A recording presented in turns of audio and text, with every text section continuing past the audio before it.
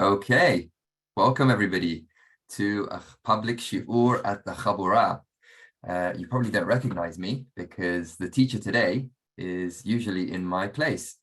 My name is Sina. I'm one of the co-founders of the Chabura, and I'm honored to be introducing a new series at the Chabura in this final month of our current curriculum, a student dedicated to showcasing some of our students and some of the Torah that they have learnt during their learning.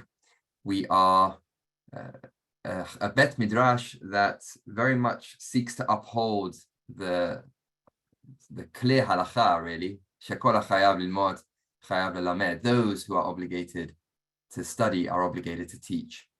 So I think this is a very special and unique opportunity for selected students to showcase some of their learnings and to really set an example for students in all Bet Midrash, in all educational institutions dedicated to Torah study.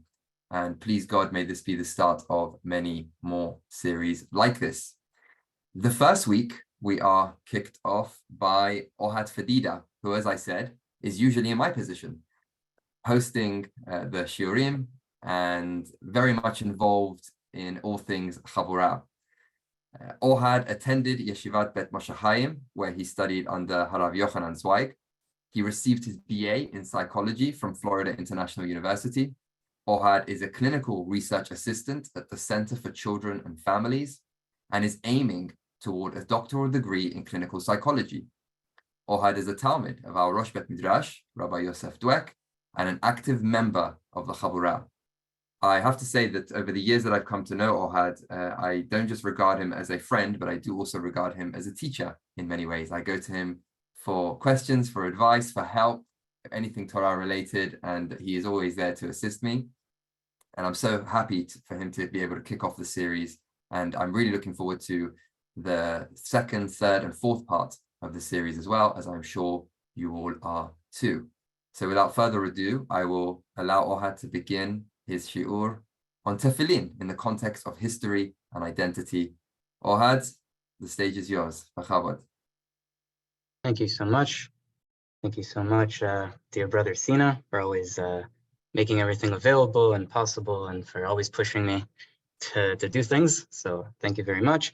Also want to thank the Chabura for this opportunity, and also for all my friends and all my mentors who had great, insightful conversations in preparation for this.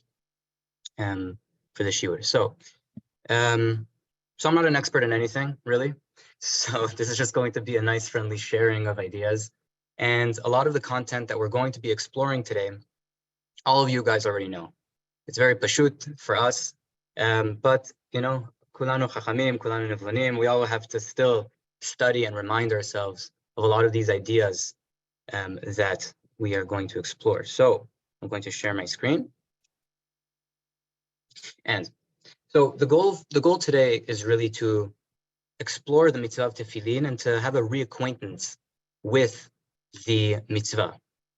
And this is a mitzvah that, thank God, we have the luxury, each and every one of us, of performing every single day.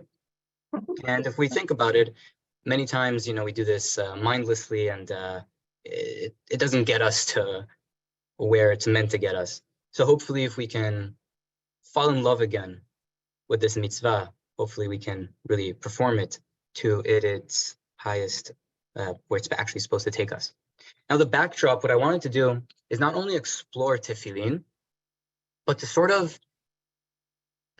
use this as an opportunity, as a call to action, that not to forget the point of this entire enterprise. The entire enterprise of our Torah is to get us to a place of fear, of awe, of love, of Yediyat Hashem. And if the enterprise is not getting us there, then we are missing the point.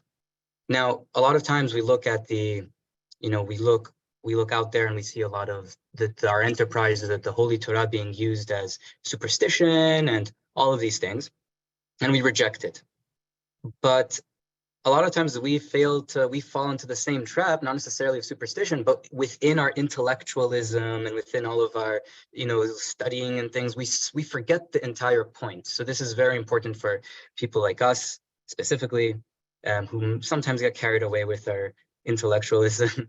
So this is important, and I wanted to sort of provide this backdrop before we start. So the goal is V'ata Yisrael, Ma Hashem Elokecha shoel mi'imach ki im lirat et Adonai Elohecha lelechet b'chol derechav u'la'ava oto v'la'avod et Adonai Elohecha b'chol levavecha v'chol nafshecha. What is God asking from you? Only to fear Him, to walk in His way, to love Him, to serve Him with all of your heart and all of your soul. Right? That's the end goal. We have in the Rambam, in Yesodei Torah, he says, we have a mitzvah to love Him and to fear Him, as it says, and what is the way to love Him and fear Him? When a man observes his actions and he looks around him, he will immediately love, praise, glorify Him. He will have this tremendous yearning, this desire to know God's great name. He goes on and he says, when he reflects on this, he will immediately recoil in awe and fear, appreciating how he is a tiny, lowly, and dark creature standing with his flimsy, limited wisdom before He who is perfect of knowledge. We have later on in Teshuvah, we have what is the love, what is the appropriate love for God, and what is the love that we're meant to get to, that a person should love God with very great and exceeding love until his soul is bound up in the love of God. Thus, he will always be obsessed with this love as if he is lovesick. A lovesick person's thoughts are never diverted from the love of that woman, right? He's always obsessed with her when he sits down, when he gets up, when he eats and drinks. With an even greater love, the love for God should be implanted in the hearts of those who love Him and are obsessed with Him at all times, as we are commanded, love God, right? With all of your soul. How much, are we getting here? Is this a place where we're getting at? I hope so, right? But the goal is to get to that love, to get to that fear, to get to that awe. And a lot of times when we get we're so scared of the superstition that we tend to forget these points, and we need to commit ourselves to that. There's this beautiful, and Chovot Levavot in the introduction, right? He says that he has this conversation with this wise man, and the wise man asks him this very strange question. He says this very pilpulistic question in the laws of Gittin, and he replies and he says to him, "You're asking me a question on something that will not harm you if you don't know it. It has no relevance to your service of God. Do you already know all that you are under duty to know of the commandments? Are you actually aware and knowledgeable and in practicing that which you actually have to do?" And then he says, "I swear, it's been 35 years that I have occupied myself with what is essential to the knowledge and practice of the duties of my religion. You are aware of my great in-depth study and the great library of books I possess, and yet I've never turned my mind to the matter to which you have directed your attention, about which you inquire." And he continued to rebuke and shame him concerning the matter. It's just a awesome conversation over there. But he basically gives musar to this person, because he says, you are so involved in things that are so not shayach to the enterprise, that to the goal, that you are missing the point, you are missing the mark. And sometimes, unfortunately, we fall to this. We're so concerned, so we're not necessarily dealing with Talmudic pilpul, which we dunk on them for, but at the same time, when we're so concerned with, oh no, we're rationalistic, but not with a neo-Hasidic bend of okay, that's important conversations to have, but are we getting to love, fear, and awe of God? Now, how do we sort of allow for our observances, for our mitzvot to get us there? So one of the tools we have is the te'ameh ha-mitzvot, the sensibilities of the mitzvot. And by exploring the sensibilities of the mitzvot, it opens it for us. It takes the mitzvah, which is generally very cold to us, and it allows it to be that access point for relationship, for love, for awe, for fear. So we have the Rambam, we have in the Talmud, we have these two opinions regarding whether or not to use tamim, to explore tamim, or not to explore tamim. One opinion says no, God says so, that's why we do it. The other opinion says no, it is valuable and ra'ui to look into the tamim. The Rambam is posek, ra'ui la'adam litbonen b'mishpetei Torah kedusha v'leda sof inyanam kefi kocho. A person, it is proper and appropriate for a person to meditate on the judgments of the Holy Torah and know their ultimate purpose according to their capacity. If he cannot find a reason or a motivating rationale for a practice, he should not regard it lightly, nor should he break through to ascend to God, lest God burst forth against him. So mitzad echad, we are required, it is part of our responsibility to look for the ta'amim, to use the ta'amim in our service of God. If we can't find it, a sensibility, we are still required to treat it with the utmost seriousness, because at the end of the day, it is a command from the king himself, so we are required to keep it. But at the same time, he says, don't break through, don't pierce the veil, don't become arrogant enough to assume that your sensibility that you gave that specific mitzvah is God. This is what he did. This is why he did it, right? Don't go that far. But point is, by using the ta'amim, we can actually come to love, come to fear, come to awe in the relationship. And the example I always give for this is men sometimes don't get flowers. You know, they don't understand the whole point behind flowers, and women love flowers. So when a wife tells her husband, listen, I love flowers, buy me flowers. And the husband says, listen, I just don't understand flowers. Like, I don't get it. They die right after I get it. I just don't understand. It's expensive, right? He's lacking in the relationship. Imagine he would come and bring her a bottle of bourbon. He says, listen, honey, this is so much better. It's nice. It's you know, it lasts longer. You have a great time when we have it. She'll say like that, yeah, that's very nice, but that's what you like.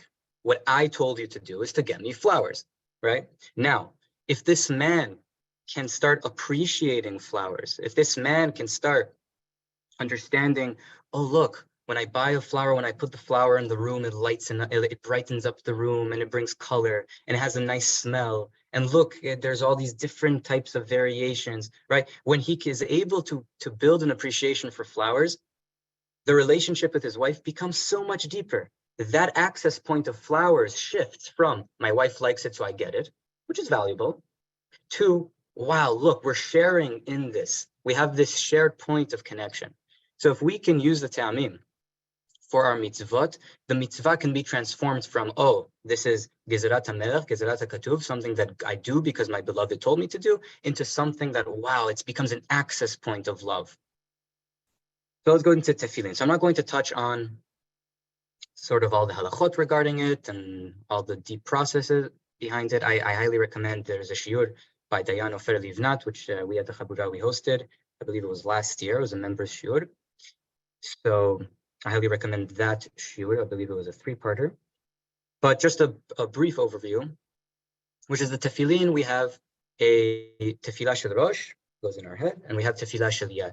Tefillah shel rosh has 4 compartments in it, as we can see over here. And the tefillah shel yad has 1 compartment. Both the tefillah shel rosh and the tefillah shel yad, we put in it 4 parshiyot. In the tefillah shel yad, we separate the 4 parshiyot. In the tefillah rosh and the tefillah shel yad, we just put it all into one box, essentially, into one section. There's no compartment. The 4 parshiyot that we put in, which essentially is the 4 times that tefillin that it comes up in the Torah. We have the first time it's in Shemot, is Kadesh Li, which speaks about leaving Egypt, speaks about getting Israel.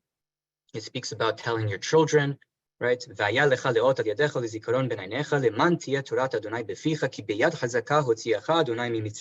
Shall be for you a sign on your hands and a remembrance between your eyes, so that the Torah of Hashem shall be in your mouth. And to say what? For God took you out with an outstretched, with a strong hand. We have right after that, we have Vayaki, which is the Vayaki V'yacha, which is talking about Peterechem, the command of the firstborn, talking about leaving Egypt. We have the idea of Shema, which is the unity of Hashem, the love and commitment that we have to Him. And we have the Ayayim Shamua, which is the idea of reward and punishment, following the commands of Hashem, and what happens if, God forbid, we don't, and how we have a responsibility to give that forward. Now, off the bat, what we see is the tefillin is le'ot al yadecha ulzikaron ben einecha. The tefillin is a sign on your hand and a remembrance between your eyes. And what is it a sign and remembrance for? So the four elements that we spoke about, our freedom, which is expressed in leaving Egypt and our sovereignty, God choosing us, right? We are special, and that's expressed in Peterechem. We are Beni Bechori Israel. Israel is my firstborn.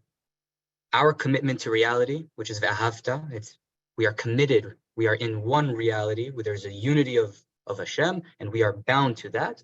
And the last one is we matter, and our choices matter. That's essentially what's expressed in the reward and punishment, right? You actually have a choice in this world. And it is these things that we put as a sign and a remembrance. The sign, which goes on our hand, the sign is expressive of, right? It's how we progress forward in the world. It's expressive of our hand, of our actions, of how we move forward in the world. A sign, like a signpost, right? It is an ot, going forward. And remembrance, which we put on our head, between our eyes. It is the context that defines everything for us. It is the lens, the unique lens that a member of Israel has when he sees the world.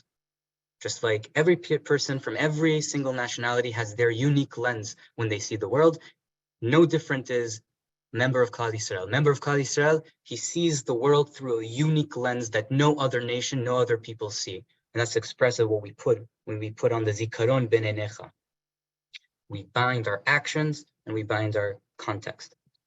Now we don't just read it, and this is where it becomes exciting with Tefillin, is because we don't just read it like a Sefer Torah, rather we become it. We bind ourselves to it. We put it on ourselves. We wrap ourselves with that context. We become the living embodiment of that tradition, of that context, of all of those elements of love, of being chosen, of freedom, of our sovereignty, and we become it. We are a walking expression of that covenant with God.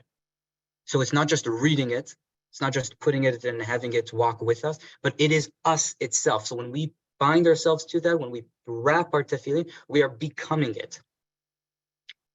We have this idea of protection, the idea of tefillin being a protection. Now, just in terms of cult, and we see throughout history, the tefillin resemble amulets and talismans that we saw throughout history. And also our tradition itself. There's midrashim that speak about the tefillin fighting demons and this idea of it flying away and saving from persecution. And it's important. It's important when we're dealing with these things to jump immediately into this famous Rambam, which he speaks about in Ilchot Sefer Torah, Mezuzah, and Tefillin, which he combines into one section in Ahava. He says, so this he's referring to the people who put in the mezuzah, in the inside of the mezuzah, the names of malachim, of angels. Why? Because they think that it's going to be their amulet. So, aval elu shekotvim bifnim shemot malachim. But these people that write from within the mezuzah the names of the angels, or shemot kedoshim, or holy names, or pasuk, or chotamot, or different verses, hare elu bichlal mi she'en lahem chelek l'olam haba. These are people that have no chelek l'olam haba. Why? That these idiots, לא דע להם שביטלו המצווה, אלא שעשו מצווה גדולה, שייחוד השם של הקדוש ברוך הוא, ואהבתו ועבודתו, כאילו קמע של הניית עצמן. Right, so these people, not only did they get rid of a mitzvah, they nullified the mitzvah because they made it pasul when they wrote it from the inside, but they took this great mitzvah of mezuzah, in which for the Rambam he looks as mezuzah and Sefer Torah and the tefillin as one sort of concept, a similar concept. So it says they take this mitzvah, which is what? The unity of Hashem, His love, His fear, His service, and they turned it into as if it's an amulet, it's a kameh, for their own benefit. That they in their foolish conception think that this will help them regarding the vanities of the world. Harsh words from the Rambam. So the Rambam goes very hard against the simplistic understanding of protection and of how the pagans, of how the fools view religious practice as just these cheat codes in the video game to give you, health and wealth and success. And he very much rejects it. But at the same time, what he says at the end of this section, he says, the person has to be very careful with mezuzah, because it is the requirement, is an obligation on everyone always. And each time he comes into his house, he gets hit. He gets hit with the Yichud Hashem, with the unity of God.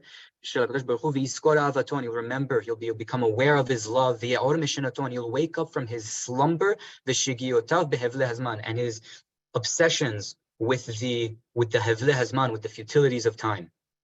And he will become aware of the fact that there's nothing but the knowledge of God, of knowing God, knowing reality, because that's the only thing that stands at the end of the day. And immediately he comes back to his da'at, he wakes up from his slumber and walks in the proper pathways.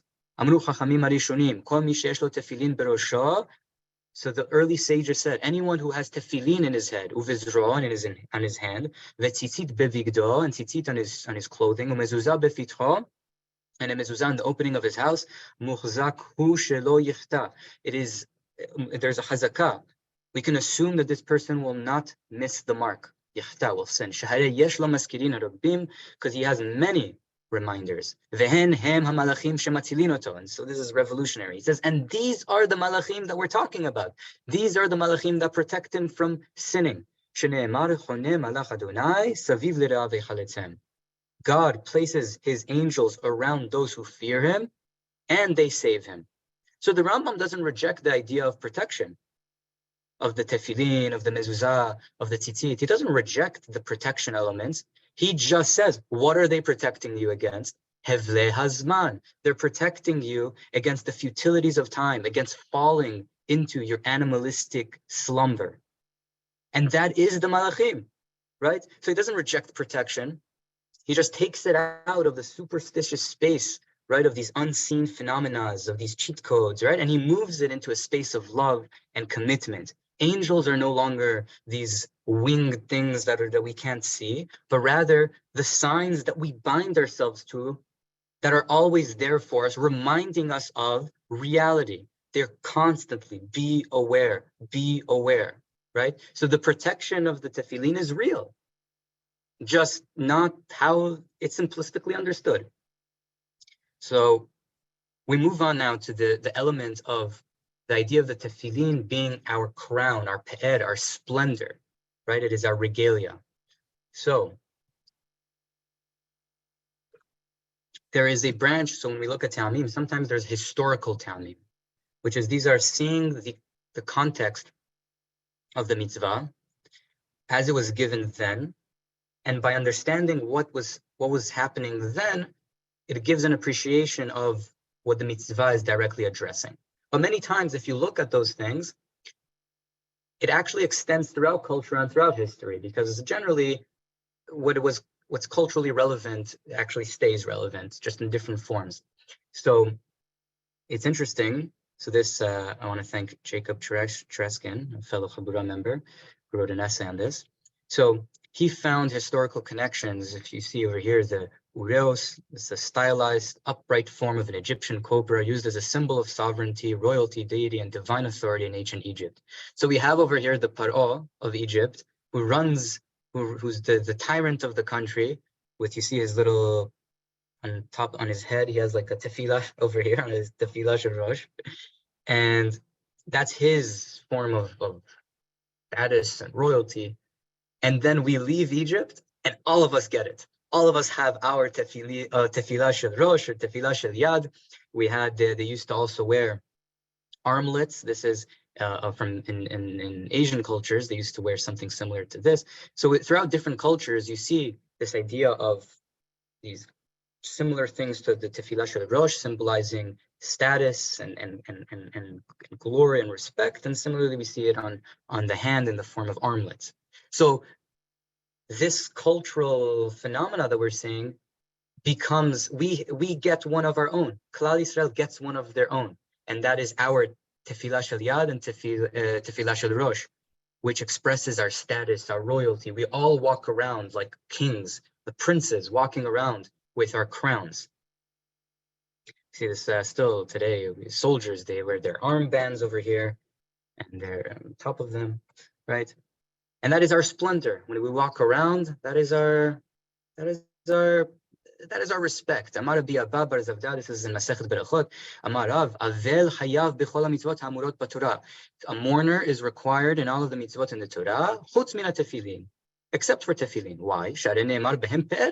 It says by them splendor. Shene'emar percha chavosh alecha. Right? And he can't express splendor. Rashi says, the kivan de bauper, since you need splendor when putting on the tefillin, the avel mitgolel betzaro be'afar, and an avel, a mourner, is in the dust in his sadness, and zeper, this is not splendor. So someone who's mourning, sitting in dust, is not meant to wear the crown when he cannot fully express it. So the tefillin for us is our splendor, is our glory, is our crown that we are crowned with by God. Now, this is for me one of the more exciting elements of tefillin, which is that it is fully of leather, right?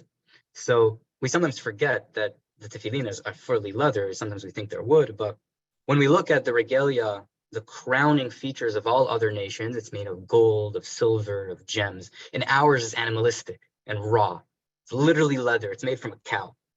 And it relates to our Mikdash. We have a similar experience from our Bet Midrash if we compare it to, let's say, the Christian churches, right? It's beautiful, it's big, it's clean, it's clinical, it's all beautiful. And then you compare it to our Mikdash, it's literally a barbecue, right? There's blood everywhere, there's guts, it stinks. I mean, they made sure that it didn't, but it's a balagan, it's a complete balagan.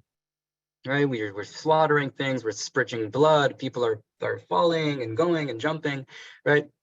And what's this idea? This idea is that our relationship with God is of this earth. It is not some unearthly thing that's an imposition on us, but rather it emerges from the earth. It is from us. So our crowning glory is the earth, is the closest thing to us, which is a domesticated animal. And that is what we wear. We are one step away from a domesticated cow. The difference between us and the domesticated cow is our consciousness. And when we're able to bring our consciousness to the forefront and integrate all of our animalistic drives, right, we become the ha'adam that is spoken about in Maaseh Bereshit. We're a perfect expression of the conscious animal. We become the mouthpiece of the world. And our crowning glory becomes not gold, not gems, but rather this world itself. It becomes the leather of our fellow animals that we sublimated into ourselves. We have this, in the Talmud, it's very important. They make this derasha. They say, Leman tiyeh Torat Adonai beficha, min hamutar beficha. Right? How do we know that it has to be from a kosher animal?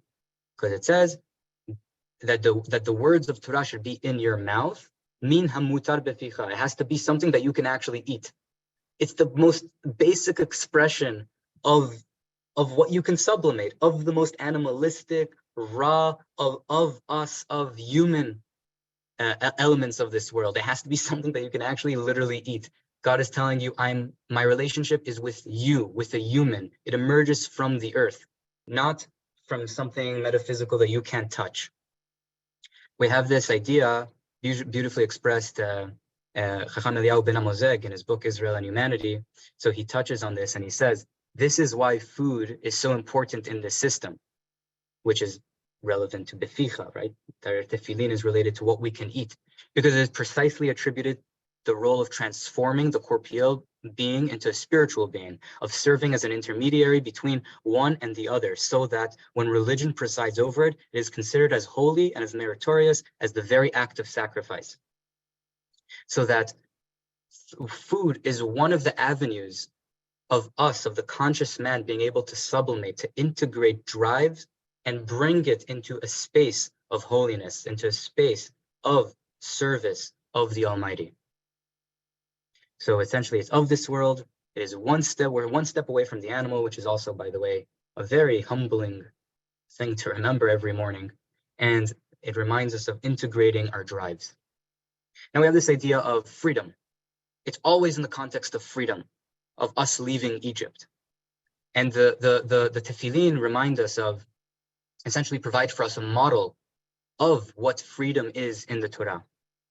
So we have a dichotomy. On one hand, it is our crown, it is our freedom, it is about us, it is our sovereignty in the country. And at the same time, it is literally, we are tying ourselves, we are binding ourselves, which is, I don't know what is a more universal sign of subservience and subjugation other than literally binding yourself.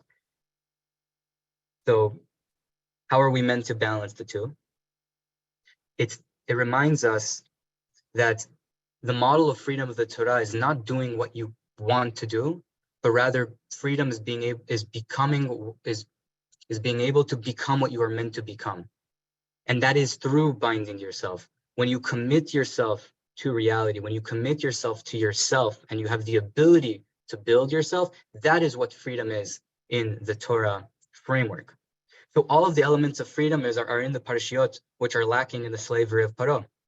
So it talks about leaving slavery. I took you out. You are no longer bound by local tyrants, which is expressive in Paro, right? Paro becomes this universal symbol of all of the local tyrants in our life, whether it be our lusts and our gluttony, whatever has a hold of us. And God says, you are no longer bound to that. You do not have to be subjugated to that.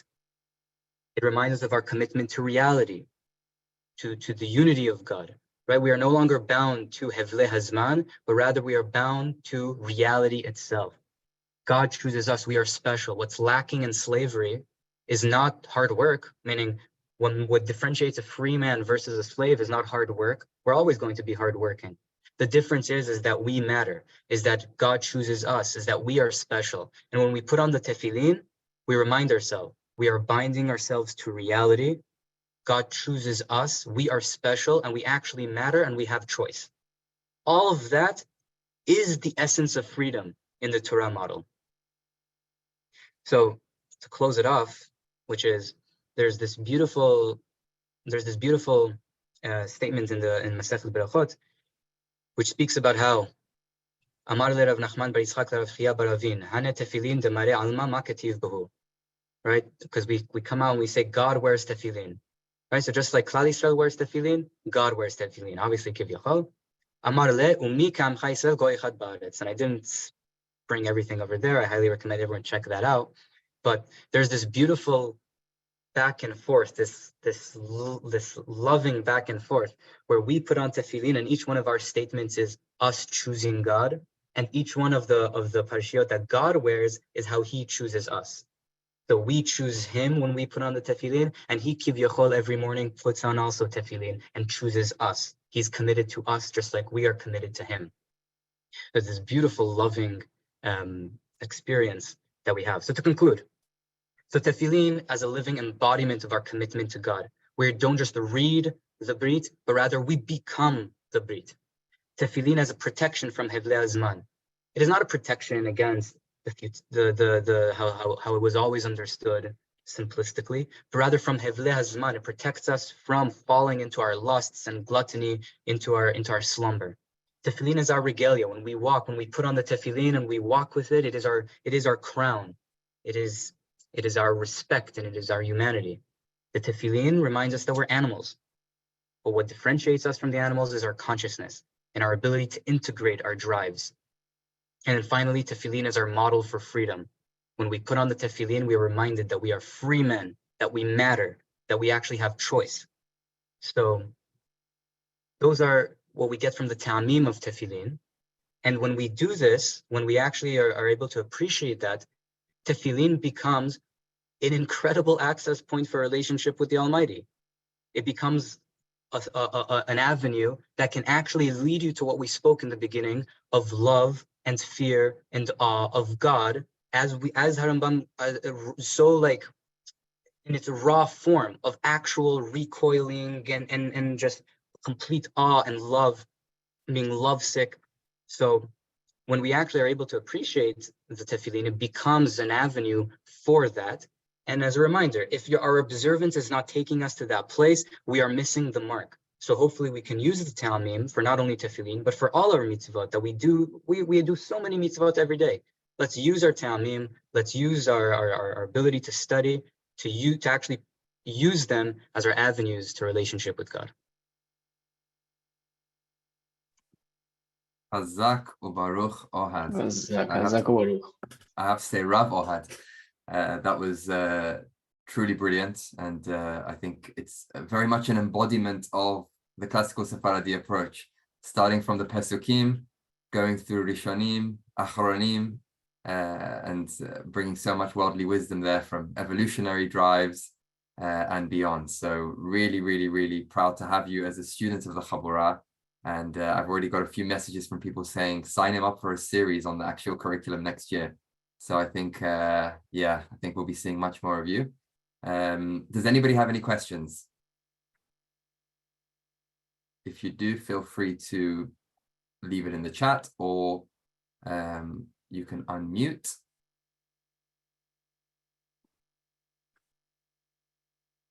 No questions. I've got one. Okay. Ben, go ahead. What do you think, you personally, what's your opinion on the machaloket as to whether or not tefillin were originally, the commandment for tefillin was originally metaphorical, as opposed to, and only later became, let's say, reinterpreted into a physical command? Yeah, I don't have lots of thoughts on it. It's a good point. It's a big discussion. What do you think about it? I'm not the expert in tefillin. What would I know? You can see you're a psychologist, Ohad, by that response. Yeah.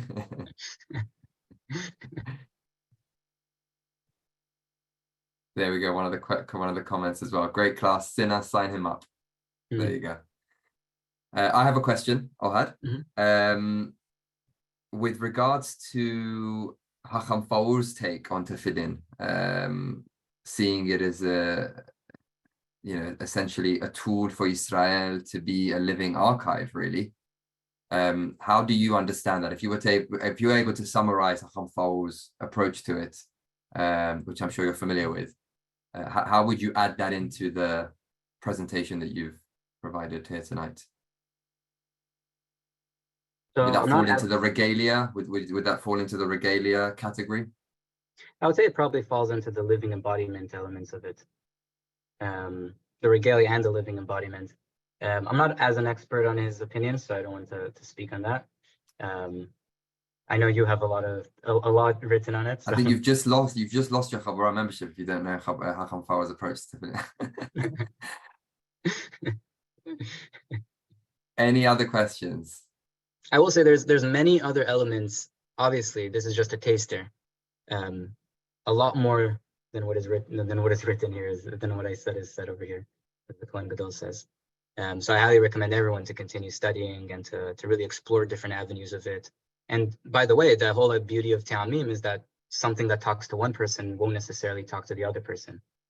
So it's a personalized experience, and you're able to pick what talks to you, obviously with commitment to the system. Well said. I have a question, if I may. Yes, please go ahead. Ohad, regarding Rambam's opinion on the protection, without crossing the superstitious line, wouldn't you say that there's also let's call it a top-down aspect of protection? And by top-down, I mean an aspect of protection that is not necessarily connected with the awareness that the mezuzah or the tefillin raises in yourself. You're saying that just by wearing it without actually having awareness of it, there's some protection? Yeah, or my question is if the Rambam negates that, or what's your opinion on that? He would probably negate that, being that if you have zero awareness, if you don't let it penetrate your heart and actually take you somewhere, then it's no different than just putting on any other straps that what's the difference between this and that? If there's zero awareness and there's zero now, by the way, the level of awareness is going to be different, I think. Like, even if you don't have ta'amim, if for you at least there's a basic awareness of I am doing something that that my creator commanded me to do. That's it. That's your entire awareness. That in and of itself is valuable. So just touching on this idea of there's a range of awareness. You can be there sitting for hours connecting to all of the awareness that there is. And there's also just the most pashut, basic connection of I'm doing something that my creator commanded me to do. And that's valuable. I don't know regarding if there's zero awareness. I don't know if there's any protection involved there. I could be wrong. I'm open to other people Thank you. who know more on this. Okay, any other questions? Daniel, is that a hand up? I think it is. Yeah, this is Ed. Just one thing that in terms of like the order of the parshiot as they appear in the Tefillin, do you think that there's, of course, there are all the famous fights over that happened throughout the generations, whether, you know, in terms of these particular, meaning of the way we do it, which in some respects is the most straightforward, but in terms of like people who like wear, you know, Rabbeinu Tam Tefillin, or as they're called, or any of the really two other popular is a relative term, but do you think that there's a specific significance in, you know, how we internalize the importance of Tefillin that's encoded into the way we arrange the parshiot? Way we write it, yeah. I think we do the most basic one we do is just by the order, the chronological order of how they appear. Here in the Torah, yeah. Yeah. And you're saying if there's any significance? Yeah, probably. Again, I'm letting everyone down. Like I really am failing on all of these questions, but I'm really not an expert at all in this. I will say though that, you know, if you look through there's a beautiful, like, you know, sequence to the order of the tefillin, like the parshiot that we have, from you are chosen to your sovereignty to the unity of commitment to reality, and then from that to reward. Once you have a commitment to reality, then there is v'hayim shama, meaning then you can actually have something to choose. So reading those parshiot, you do see a flow. You could see a flow to it. So I don't know about other variations of it and how other people place it. But yeah, good question. Okay. Avi, is that a hand up? No? I was just scrolling. No, just Chazak Baruch. I think it was very clear and definitely more, you know, for all of us to keep looking into. Chazak Baruch. Absolutely. I'll take this opportunity to say a huge thank you to Ohad. It will not be the last. I'm looking forward to many more shiurim from you. I also want to thank you publicly for all of the incredible work that you do behind the scenes that a lot of people may not know about, and long may that continue. Next week, the next student on the roster is Ben Rothstein from London, who will be delving into quite a controversial yet fascinating topic, the Kabbalistic divide. We will be going through some of the letters or some of the correspondence between Rav Kook and Mori Yihya Kafech, two great Hachamim of their time, two Hachamim who sat on very different sides of the fences when it comes to Kabbalah. We actually plan to be publishing that book soon, a book dedicated to a translation of those letters, as well as Shadal and Hacham Ben Amozek's correspondence on the same topic. So Ben Rothstein, who has translated those letters, will be giving us a taste of those very letters next week. So you don't want to miss that one. It will be on Wednesday, not on Monday. And you will read the words of two Hachamim who, although they sat on very different sides of the fence, still speak with such respect to each other. So I highly recommend you tune in for that. And of course, we have just launched our membership curriculum, our latest membership curriculum yesterday. So please do make sure you've signed up for that. If you're already a member, there's nothing you need to do. It will just continue. If you are not a member, you're listening to this on YouTube or our podcast, please consider being so. Just join us via thechabura.com/join. I want to thank everyone who is here live and everyone who is listening to the recording. Have a wonderful week. See you on Wednesday for the next class, which is Insights into the Turkish Jewish Community. That's not by a student, it's by Rabbi Naftali Haleva. And we look forward to seeing you then. Good night, good day, wherever you are. And thank you, Ohad. Thank you so much, everyone. Laila tov.